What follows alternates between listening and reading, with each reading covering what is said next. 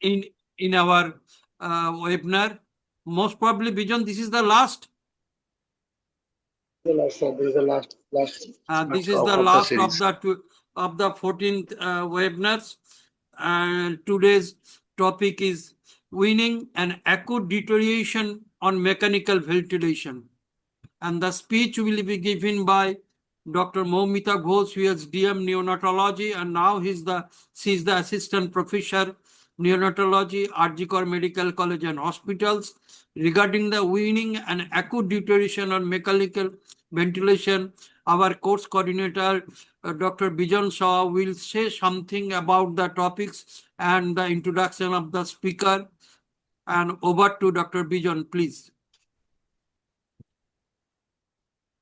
Thank you, sir. Good evening, everybody. Before I start, let me say a few words. Dr. Moumita is a DM from IPGMER. Currently, she is the Assistant Professor of Neonatology in Arjikor Medical College.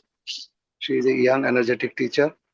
Before we start the talk, let me say a few words about weaning and extubation and acute deterioration of a baby on ventilator. I think by this time we have completed physiology of ventilation, lung mechanics, various modes of ventilation, volume guarantee ventilation, high frequency ventilation, inhaled nitric oxide, PPHN, pulmonary graphics, and also non-ventilation like CPAP, HSFNC, non-invasive positive pressure ventilation, etc.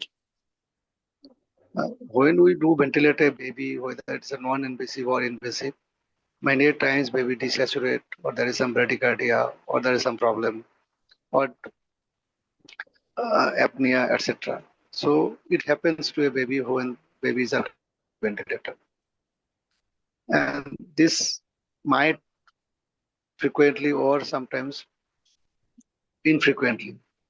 But we have to keep a close watch on the ventilator when you are getting a baby with respiratory support, whether it is invasive or non-invasive. One of the most difficult tasks, although it is the last lecture of the series, but it is one of the important lecture of the our pre-conference, that webinar series. Because if you ventilate a baby, your first aim is to extubate the baby as early as possible. And weaning is the bridge between extubation and mechanical ventilation. So before extubation, you have to reduce the setting so that baby can have their own. So it is easier to say, difficult to do, because if you intubate a baby, when a baby is having some problem, baby requires ventilation, you intubate, but that should be at the back of your mind when you should extubate the baby. Clinical experience says that if you can extubate the baby before 72 hours of life, your extubation most of the time will be successful, because in our clinical setting like us, if you ventilate a baby for more than 48 hours or 72 hours or more than 7 days, many infants will develop ventilator-associated pneumonia. So before it sets in, you should try to extubate the baby as early as possible. So that is what will be discussed today. And today's speaker is Dr. Moumita. I think we will not waste our time. I'll request Moumita, please start your talk. Moumita. Good afternoon, everyone. Today's topic of discussion is weaning and acute deterioration of mechanical ventilation. Basic principles of weaning. General consensus states that weaning and extubation from mechanical ventilator is desirable at the earliest opportunity, like Sir said. There is very little agreement regarding the best method or techniques from which extubation is indicated. Hence, wide variations in practice are seen. Both premature extubation leading to failure and re-intubation, as well as unnecessary prolongation of mechanical ventilation, may have adverse effects. Now we will see what are the complications of mechanical ventilation in newborn.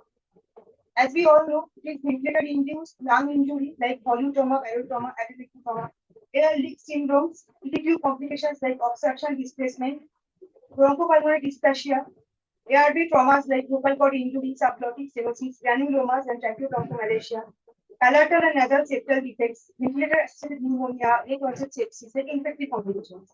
Decreased cardiac output, especially if overinflation is there, and hypocarbia and neurodevelopment impairment, especially in cases of volume trauma, when excess volume is given. What is weaning? Weaning from mechanical ventilation is the process of decreasing the amount of ventilatory support so that the patient gradually assumes a greater proportion of the work of ventilation. Benefits of early weaning. There are several benefits like reduction in ventilator-associated lung injury, which I've just stated, decreased risk of nosocomial infection, reduction in patient discomfort as well as need for sedation, minimizing the development of oral aversion and which leads to feeding difficulties, enhancement of parenteral bonding.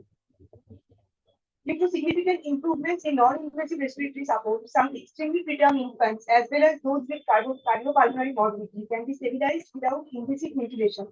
And many babies requiring mechanical ventilation are able to be successfully extubated within a short period of time. Those babies who remain ventilator dependent beyond the first week of life have a much higher risk of developing weakening. Strategies to facilitate weaning. Weaning should be attempted when burden of breathing decreases and gas exchange is satisfactory. Weaning too slowly may be more dangerous than too fast. Weaning should be attempted throughout the day, not just during the round. Volume targeted ventilation results in faster weaning. What are the basic weaning strategies that we should use depending on the different modes we are using? If we want to increase the PCO2, suppose carbon dioxide is being washed out, then in SIMB mode, we can just reduce the PIP as well as the rate. In assist control or pressure support ventilation, there is no utility of reducing the rate, so we'll reduce the PIP. In high frequency ventilation, we'll reduce the amplitude. Suppose the PO2 is excessively high, we want to decrease it. Then in SIMB as well as assist control or pressure support ventilation, we will reduce the FiO2 and PWT. In high frequency ventilation, we will reduce the MAP as well as the FiO2. Ventilatory settings from which extubation should be considered in infants up to 2 weeks of age. This is a rough guideline. Conventional ventilation, which is assist control, SIMB, and pressure support ventilation. In SIMB, PIP less than equal to 16 centimeter water, PWT less than equal to 6 centimeter water, rate less than equal to 20, FiO2 less than equal to 30. In assist control and pressure support ventilation, if the baby is less than 1000 grams body weight, then MAP of less than equal to 7 centimeter water and FiO2 less than equal to 30. In assist control or pressure support ventilation, if the body weight is more than 1000 grams, means it's a more mature baby, then MAP may be less than equal to 8 centimeter water, FiO2 is less than equal to 30. In volume targeted ventilation, with the tidal volume measured at the level of the ET2, tidal volume less than equal to 4 to 5 ml per kg and 5 to 6 ml per kg if the baby is less than 700 gram or more than 2 weeks of age, and FiO2 less than equal to 30. In high frequency oscillatory ventilation, if the body weight is less than 1000 grams, then a MAP of less than equal to 7 centimeter water and FiO2 less than equal to 30. If the body weight is more than 1000 grams, then MAP of less than equal to 9 centimeter water and FiO2 less than equal to 30. In high frequency jet ventilation, if the body weight is less than 1000 grams, PIP less than equal to 14 centimeter water, MAP less than equal to 7 centimeter water, and FiO2 less than equal to 30. In a larger baby with body weight of more than 1000 grams, the PIP can be less than equal to 16 centimeter water, MAP less than equal to 8 centimeter water, FiO2 less than equal to 30. Older infants may be extubated from higher pressures or tidal volumes. These are all rough guidelines. Weaning from SIMP, now some special points which we should keep in mind while weaning from SIMP. It can be accomplished by reducing both PIP as well as ventilatory rate. How to change the PIP? PIP changes are guided by work of breathing, blood gas, SpO2, and as well as exhale tidal volume, which we are measuring at the level of the ET. Lowering SIMP rate while lung compliance is still low will result in rapid shallow spontaneous breathings and higher PIPs for the low rate infections to maintain adequate mid ventilation. Therefore, while lowering SIMP rates gradually, it should be lowered gradually, and it is advisable as the lung compliance increases, and it is advisable to maintain a level sufficient to acceptable VT for the spontaneous breaths. This pressure support should also be applied for the spontaneous breaths. Weaning from assist control and pressure support modes. In both modes, each spontaneous breath is fully supported. Hence, lowering of set rate, which acts as a backup only in case of apnea, has no real impact in reduction of ventilatory support. Weaning here is mainly accomplished by lowering the PIP in case of assist control and pressure support in case of pressure support limitation to transfer the work of breathing to the infant. Briefly, just hours before exposition, you may reduce the rate of rate to 20 breaths per minute just to recognize any inconsistent efforts that may have been masked by a normal rate of rate. There is limited evidence to guide use of pressure support ventilation during the weaning phase. More commonly, we use the assist control mode only and directly. Recent data says assist control may result in lower control breathing compared to SNMD plus pressure support, especially in immature babies. Weaning from high frequency ventilation. Many clinicians are more comfortable changing from high frequency ventilation to conventional modes before exposition. Ideally, specific drive and work of breathing can be better assisted. There is some evidence, for example, Clark et al. They have stated that infants remaining in high frequency ventilation until extubation have lower incidence of leaking. Traditionally, we use to at the amplitude to reduce the minute ventilation and reduce the MAP to avoid over distension as compliance and oxygenation are improved. So both these things are reduced progressively as tolerated by the baby. Frequency is not reduced for reducing support during high frequency of ventilation because delivered weakly increases as frequency decreases. That is the opposite effect compared to conventional ventilation. If high frequency is used with PG only, then we win only the MAP as amplitude is reduced automatically because VT is held constant. Winning from high frequency jet ventilation more closely resembles conventional ventilation. We stepwise reduce the peak pressure and the mean pressure. Permissive hypercapnia as a strategy to facilitate weaning. How effective is it? What is permissive hypercapnia? Here we accept higher than normal PCO2 levels, which is 45 to 65 millimeter mercury, as long as pH is 7.2 or higher, by using lower rates and or tidal volume.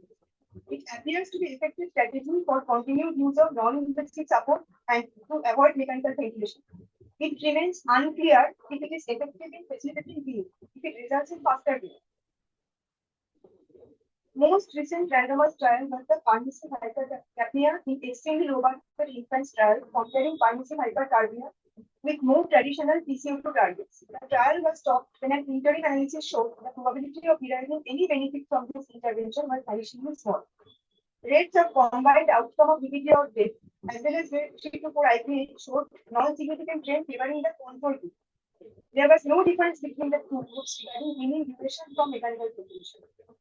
The PCO2 in hypercapnia group, although it was higher than control group, was generally below the target range because despite we are keeping low ventilatory setting, low rate, low tidal volume, unless the baby is heavily sedated or paralyzed, baby's own respiratory drive was causing increased respiratory effort, tachypnea, retraction, agitation, which was ultimately lowering the PCO2 below the target, even if it was tried. Because very preterm infants have limited muscle strength and endurance, their effort to normalize the pH may be intermittent, causing large fluctuations in PCO2, which is a strong predictor of severe IBS. Taking together the results of this trial as well as other small observational studies, PCO2 values more than 60 to 65 millimeter mercury, especially during the first few days of life, are associated with increased risk of IBS, especially with rapid changes and fluctuations. Instead, mild degrees of permissive hypercarbia, similar to control arm of the 12-week trial, which is because PCO2 of 40 to 50 millimeter mercury till age 45 to 55 millimeter mercury on days 4 to 6 and 50 to 60 millimeter mercury on days 7 to 14. They are generally accepted as safe and potentially effective in reducing the need for and time on mechanical ventilation. Permissive hypoxia. How effective is it as a strategy?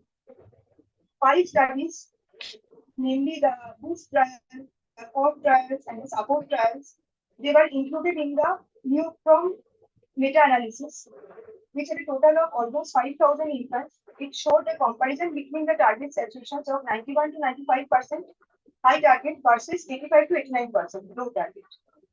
Overall, the outcome of death or DPT did not significantly vary between the groups, but mortality and NEC was lower in the higher target saturation group, whereas lower target range was associated with the reduced risk of ROP. Hence, it has been suggested that the SpO2 target should be raised between 91 to 95% in infants with gestation age under 25 weeks till 36 weeks or 24 weeks. Adjunctive therapies. They are interventions designed to help preterm infants maintain adequate respiratory effort and gas exchange during weaning and post-incubation periods. Caffeine is a very important drug in this respect. Caffeine is associated with faster weaning, reduced mechanical ventilation duration, decreased DPT, and improved neurodevelopmental outcomes at 18 to 22 months age. Appropriate dose is variable across centers, but the caffeine for apnea prenergy study trial was a very large trial. It administered loading dose of caffeine citrate 20 mg per kg, followed by a maintenance dose of 5 to maximum 10 mg per kg on screen. Cochrane meta-analysis documented significant reduction in the risk of failed extubation for infants getting middle diagnosis. In preterm infants at risk of apnea prenergy, caffeine should always be administered before extubation if not initiated previously. A recent trial, although inadequately powered, it evaluated early versus before extubation coupling, showed that early coupling did not reduce total mechanical ventilation duration or rates of BPD as well as combined outcome of BPD and death. High dose coupling. A recent meta-analysis with 6 RCTs comparing high dose means loading dose is more than 20 mg per kg and maintenance is more than 10 mg per kg per day. This dose of coupling peri-extubation versus standard dose of coffee showed infants in higher dosing regimen a significant reduction in extubation failures, fewer apneas, and shorter duration of mechanical ventilation as well as less BPD. But limited number of studies, wide variations in the patient profile, as well as dosing regimens and absence of long-term safety data precludes routine use of high-dose caffeine. As well as caffeine has got some side effects, as we all know, like tachycardia, diabetes, GI reflux, delayed gastric emptying, increased seizure burden, as well as abnormalities in liver examination at turn equivalent age. It should be reserved only for those infants with high risk of extubation failure. Otherwise, routinely high-dose caffeine should not be used. Diabetes. High fluid intake as well as inadequate weight loss during the initial phase of life are associated with increased risk of death or EPD in a preterm. Diuretics are ineffective in acute phase of RDS. Fusemide decreases interstitial lung water and improves lung mechanics short term, and it is commonly used in babies who are difficult to wean from mechanical ventilation, especially with evidence of fluid volume. But no RCT still date have evaluated the impact of fluid diuretics on weaning from mechanical ventilation.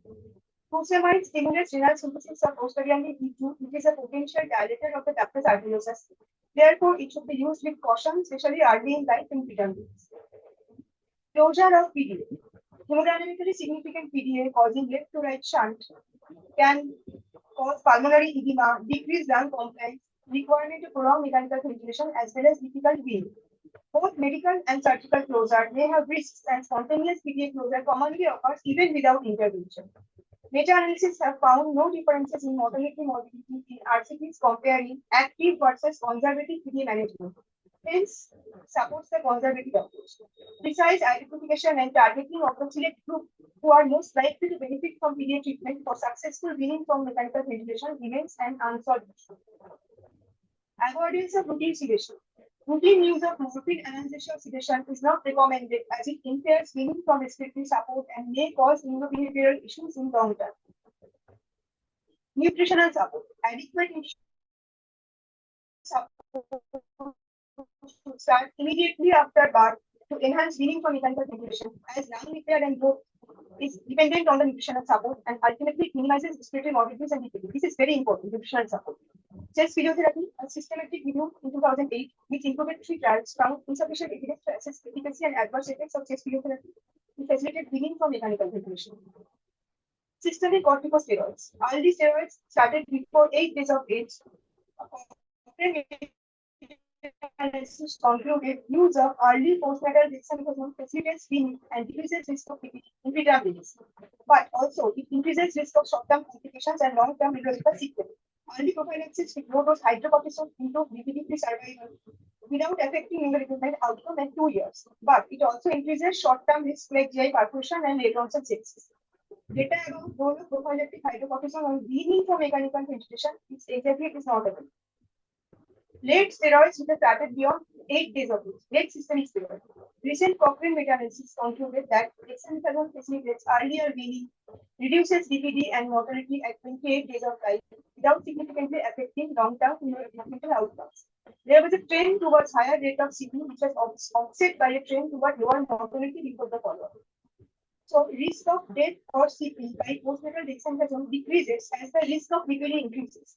Therefore, we must identify the high-risk infants based on local data to whom we can administer this treatment. In the risk-benefit ratio, there will be more benefit compared to the risk. Optimal timing and dosage remains unclear. Infants at higher risk may benefit from larger total dose and duration of dexamethasone. Contrary to dexamethasone, data related to safety and efficacy of hydrocortisone is fair and emerging. Therefore, there may be some benefits in weaning, reduction of liquidity and mortality, but more studies are required. Inhaled steroids. Inhaled steroids have been used in management of preterm infants on mechanical ventilation. In a trial known as neurosis, that is a large multi-step trial from Europe, where extremely preterm infants were randomized to inhaled budesonide or placebo, meaning started within 24 hours of life. Infants receiving inhaled budesonide had significantly lower rates of reintubation and BPD, but mortality rate was significantly higher in the 2-year follow-up. Hence, routine use for weaning is not recommended. Intratracheal steroid. This is a new area of interest now. Use of surfactant as a vehicle for administering steroids directly into trachea has recently emerged. First reported in a pilot trial by Ye et al. In 2008 and later reaffirmed in underpowered trial in 2016 showing significantly reduced weaning duration, BPD and composite of vehicle. Intratracheal budesonide mixed with surfactant for extremely preterm infants, the plus RCT, which is a large RCT. This double-blind trial was conducted in 21 years in 4 countries, namely Australia, New Zealand, Canada, and Singapore. It enrolled babies less than 28 weeks age and less than 48 hours of age who were mechanically ventilated or on non-invasive support but required surgery. This study was conducted between January 18 and March 22. Primary analysis included 1059 babies and concluded that there was no difference in primary outcome of survival free of BPD at 36 weeks in babies receiving budesonide 0.25 mg per kg plus Clobosart versus Clobosart only. Another large multi-step trial, the budesonide in babies trial, conducted by NICHD USA, is currently underway. Here, enrollment has halted, but the results have not yet been published. Assessment of extubation readiness. Most often it is based on clinical judgment. We see the gestation age, the birth rate, the cardiovascular status, any other comorbidity is there or not, the ventilatory parameters, the low enough or not, SpO2, the blood vessels, etc. Success rate is highly variable. 30 to 70% PLB babies and up to 86% in larger infants. Infants may have clinical instability post-extubation, include apnea or deterioration of respiratory status. And reintubation may also carry risks of hypoxia, bradycardia, hypotension, and alteration of cerebral blood. On the other hand, some babies undergoing inadvertent extubation remain successfully extubated subsequently and may have undergone mechanical ventilation for longer than necessary. Prolonged mechanical ventilation exposure increases risk of mortality and morbidities like BPD, pulmonary hypertension, severe ROP, ventilator-associated pneumonia, sepsis, as well as neurodevelopmental impairment. Thus, both premature extubation and unnecessary prolonged mechanical ventilation are undesirable. There is actually paucity of high-quality data to guide the clinician regarding optimal ways to wean from respiratory support and extubation.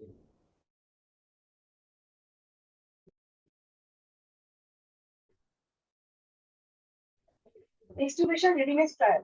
Usually involves pressure support is used for 3 to 30 minutes while being monitored for parameters of clinical instability. None of the continuous weaning trials have demonstrated superiority over clinical judgment alone, and hence cannot be recommended for routine use. Some studies have shown that preterm infants should be extubated directly from low ventilatory settings without trial of the existing procedure. It may increase risk of lung de-recruitment without improving extubation outcomes. Analysis of heart rate and respiratory variability in the continuous breathing trial may have good predictive ability to differentiate outcome of extubation, whether success or failure. A multi-center study aiming to develop an automated predictor of extubation readiness, which was the APEX study, using machine learning methods that combine clinical information along with its variability in heart rate and respiratory status. It showed that positive predictive value was good. But some infants classified as failure were successfully extubated following the APEX assessment, thus potentially prolonging ventilation. Post-extubation management. Some form of distending pressure should always be employed for at least 24 hours post-extubation and longer for immature infants, and when required, mainly to maintain adequate efficiency, mitigate apnea, and provide respiratory muscle support. Main modalities we use are CPAP, nasal intermediate positive pressure ventilation, it is identified hypronasal cannula. Nasal intermediate positive pressure ventilation has been shown to be superior to nasal CPAP post-intubation in preterm neonates. Studies have shown that theta-humidified hypernasal cannula is non-inferior to nasal CPAP in preventing extubation failure as well as associated significantly less nasal trauma. Nebulized racemic epinephrine and dexamethasone. Both are commonly used to treat acute airway edema post-extubation stridor in newborns. But there is possibility of clear evidence in support post-dialysis. Postnatal corticosteroids for prevention and treatment of post-extubation stridor. Use of short-term 2 to 3 days low-dose corticosteroid is not uncommon, largely based on anecdotal experience. Due to its potential side effects, it should be reserved for infants intubated for prolonged periods or who underwent multiple or traumatic intubation or there was history of intubation failure previously to subclinic kidney. Otherwise, routine use is not advised. Chest physiotherapy. Systematic review of 4 small RCTs showed lack of clear evidence supporting this therapy. However, frequent chest physiotherapy performed every 1 to 2 hours was associated with reduction in need for re-intubation within first 24 hours post-extubation. There was insufficient evidence to assess important short and long-term outcomes, including adverse effects. Extubation failure. Most studies reported extubation failure within a time frame of 24 to 72 hours and occasionally 1 week post-extubation. Use of non-invasive respiratory support may delay extubation failure. Commonest reasons for re-intubation are apnea or bradycardia followed by increased work of breathing or increased oxygen needs. There is some evidence that need for re-intubation increases risk of mortality and respiratory morbidities in extremely preterm infants, mostly mediated by extension of the mechanical ventilation exposure. Extubation failure occurring within 48 hours may carry the highest independent risk of complications. Risk factors for extubation as multiple or difficult automatic intubation leading to airway edema, hemodynamic instability, acidosis with pH less than 7.2, airway abnormalities, positive fluid balance, sepsis or NEC, or any neurologic, endovascular or genetic disorder. In preterm infants, low gestational weight less than 28 weeks, ELBW less than 1,000 grams, low current weight, inadequate nutrition, grade 3 or 4 IVX, hemodynamically significant PDA, leading to less lung compliance, extubation from higher ventilatory settings, lack of caffeine administration pre-extubation, or inadequate provision of non-invasive respiratory support post-extubation may be causes of respiratory failure and extubation failure in these babies. Now we move to another topic, which is the acute deterioration on ventilator. Desaturation occurs frequently in ventilated neonates when they move or post-suctioning or post-handling, but mostly they resolve quickly. Profound or persisting desaturations need further assessment and intervention. POPE stands for displaced tube, obstructed tube, pneumothorax, and equipment failure. Once DOP is ruled out, cause of deterioration may be worsening of the respiratory status of the baby, hemodynamic instability, persistent pulmonary hypertension of the newborn, or some cyanotic heart disease, example, drug-dependent pulmonary circulation. How to approach a case of acute deterioration on ventilator? First, we need to confirm the desaturation and its severity. First of all, is the pulse oximeter tracing good? Unless the tracing is good, we can rely on the values which are being shown. What is the severity of desaturation? Is it extremely sudden or it was occurring gradually? Is it associated with bradycardia? That means it is more severe. Check the ventilator.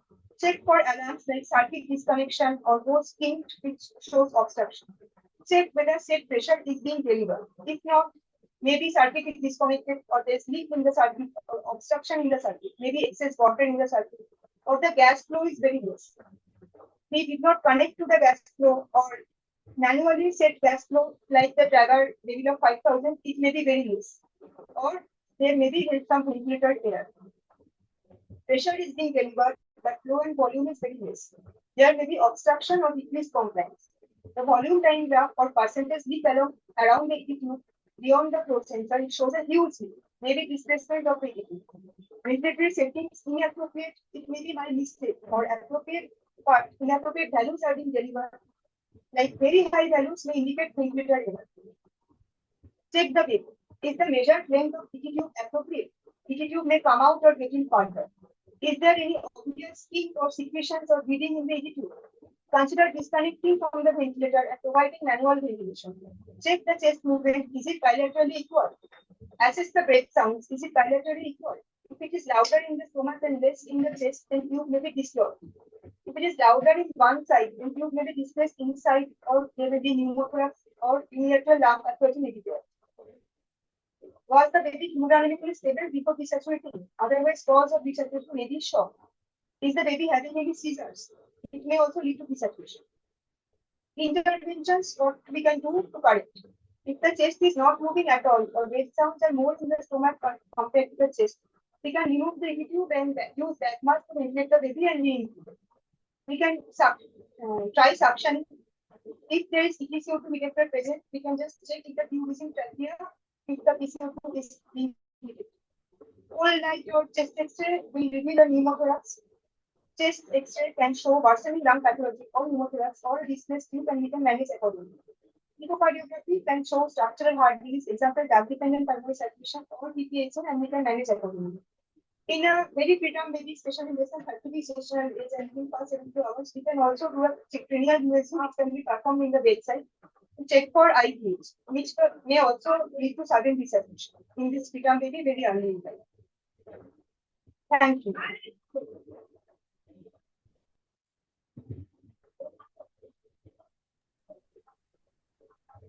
Thank you, Dr. Moumita. Finish Please my stop. presentation.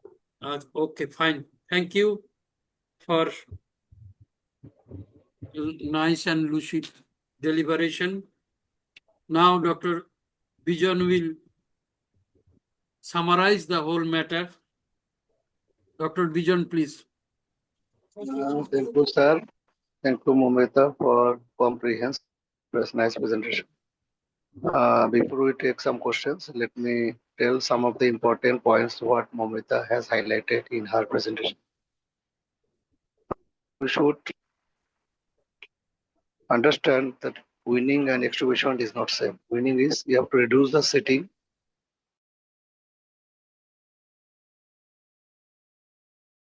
Extubation means when you take the tube out. So weaning is a breeze between extubation and mechanical ventilation. So before extubation, you wean the baby to a setting so that baby can have his own spontaneous breathing effort. So one of the important things she has highlighted that before you wean the baby or extubate the baby's spontaneous breathing effort. If the baby does not have very good spontaneous breathing effort, your extubation or cannot be successful. Second important thing she has highlighted, if you keep a baby on mechanical ventilator more than 7 days, it will lead to some kind of complication. It may be ventilator associated pneumonia or anything. So try to extubate the baby within the first week, or if possible within 72 hours of life. It has been seen in preterm infants, if you extubate the baby within 72 hours, if the baby is reintubated after 72 hours, then the risk of bronchopulmonary dysplasia will be less. If a baby, you extubate the baby after say 5 days and baby is again reintubated. So if you extubate the baby within 72 hours, a preterm or elevable infants, even the baby is reintubated, the risk of bronchopulmonary dysplasia will be less. Third important thing is that extubation and weaning, these are all procedure. This should not be chaotic. But many a times this becomes chaotic, like baby self-extubate. So if a baby is ready for extubation, if you do not understand that baby is actually ready for extubation, that time, if you do not extubate, baby will extubate on its own. Baby will take the tube out. Some of the important points that we should keep before extubation, the primary disease process for what you have intubated, that should be resolved first. Baby more dynamically stable. That means baby should not be like 10 microgram, 20 microgram. You can extubate the baby on 5 microgram like that. Third is that nutrition should be optimum. She has highlighted. Baby's electrolytes, suppose baby is having hypokalemia. If you extubate the baby, this baby will fail. Fourth is that baby should be stable and hemodynamically stable. And secretion should be manageable. If I am not wrong, many times when you intubate a baby for a prolonged period of time, there is a lot of profuse secretion. If the secretion is not manageable, then that baby will fail. So most important thing is that success and failure of extubation will depend on the post-extubation care given by the nursing staffs and the resident doctors. Many times, many babies will be extubated and they will be successfully extubated. Rightly said that if the baby is on high frequency, you see the map. If it is more than 1000 gram, it is 8, less than 8 or equal to 8, and more less than 1000 gram, it should be less than 7. In case of SIMB or ACMB, the general rule is that baby should be at least 12 to 15 or 15 to 16 centimeter of water pressure, PWP 4, FiO2 should be less than 30%, baby should be stable at least 24 hours, then you can extubation. So your aim will be whenever you are intubating a baby, you should always, do earlier also, it should be in the back of the mind that why when I should extubate the baby. I always compare this mechanical ventilation extubation just like Abhimanyu circle. In Mahabharata, if you can remember, Abhimanyu knew how to enter the circle, but did not know how to come out of the circle. So any resident, if a baby deteriorates in the middle of the night, they can intubate the baby and keep the baby connected to a mechanical ventilation. But once you connect the baby on the mechanical ventilation, you may be happy for few days, 2 to 3 days. But after 3 days, if you cannot extubate the baby, your happiness goes off. That's why you should always try to extubate the baby as early as possible. Some of the adjunctive therapy, what she has described, one is caffeine.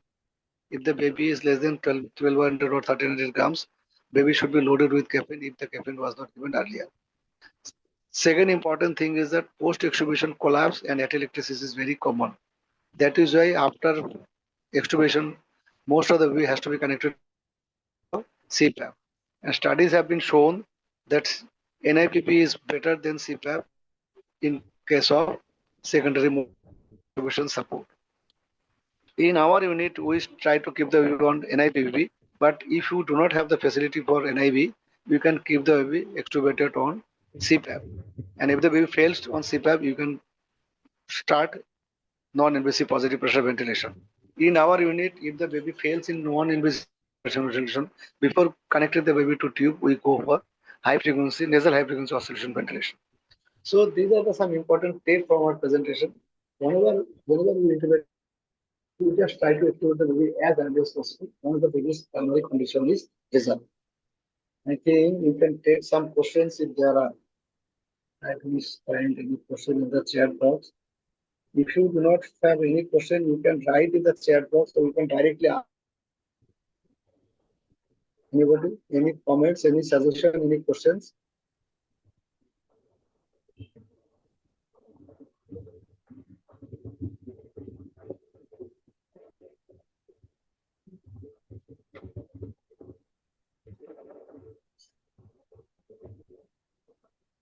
No question. Just tell me, write in the chat box how many of you are extubating the baby on CPAP? If you are extubating the baby to CPAP,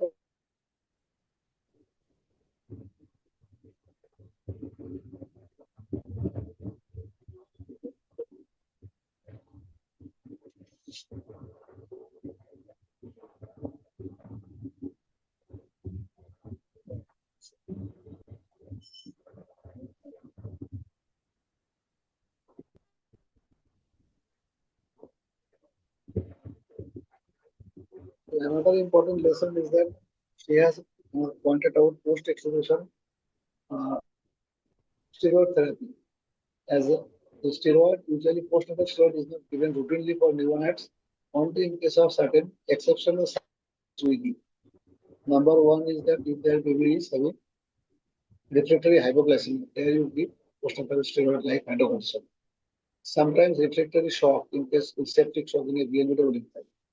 And in case of mechanical ventilator, if there is repeated extubation failure more than 2 times or 3 times, then with the consent of the parents, you can give a trial of dexamethasone.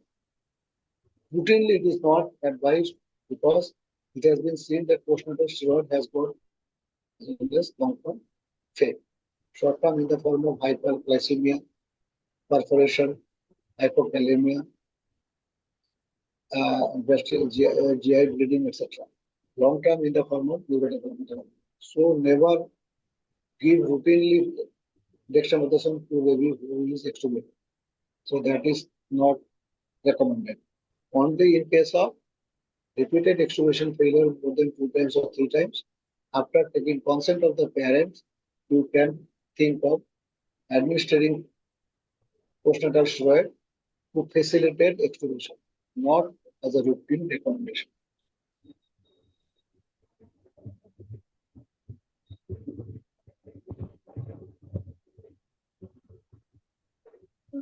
Any other question?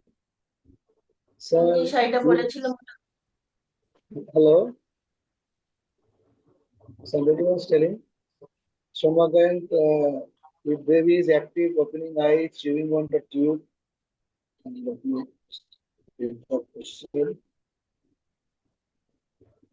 Chewing on the tube, we get a PCO2 on blood gas more than 80 millimeter mercury incidentally to plan on extubation. What should be the approach to sedate the baby and keep the baby ventilated? See, before extubation, you have to wean the baby. Wean means you have to keep a setting so that from that own respiratory effort. What you are asking, baby is active, opening the eyes, chewing the tube. And on your fentanyl and babies get PCO2 on blood gas. CFP gas, I couldn't understand. See, if the baby is active, no retraction, minimal setting, hemodynamically stable, not on inotropes, nutrition is optimum, you can definitely extubate the baby. Pure ending and gas is contradictory. There should not be more than 80 millimeter mercury PCO2 in a baby who does not have any retraction. If a baby is having increased CO2, that means there is some fluke block or something like that. And if there is treatment, there will be some kind of retraction, air hunger, etc. will be there. If the baby does not have any retraction, that means there is something wrong with your gas interpretation. That we should be careful. So, clinical finding, ventilator setting, everything should be seen holistically, not just one or two blood gas analysis. And there is no need of sedation. If you give sedate, then there will be more chance of extubation, capillary gas. I think this is your answer. This is the answer of your question. Never sedate the baby. In newborn, we do not sedate because we use patient-triggered ventilation. If you use patient-triggered ventilation, if you sedate the baby, the triggering effect will go. It will be controlled ventilation. That time, you will need more time to extubate the baby. Only you can give fentanyl if the baby is weak and is pain, then you can give fentanyl. Otherwise, do not give any sedation to a baby who you are planning for extubation. Any other question?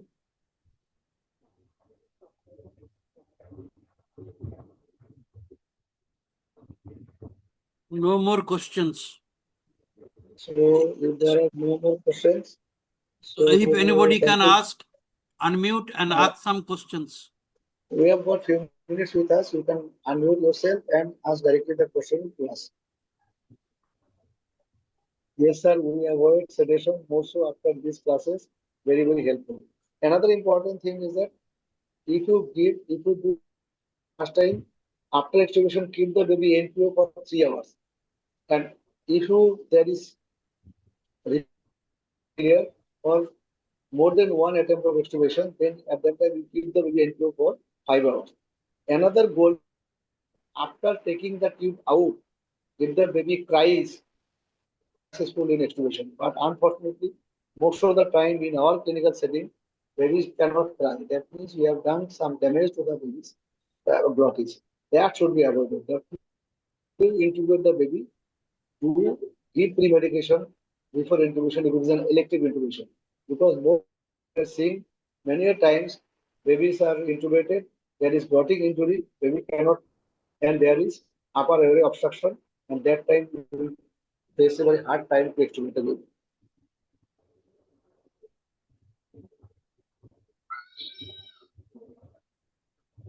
If there is So, no question, can we end up yes, this? sir.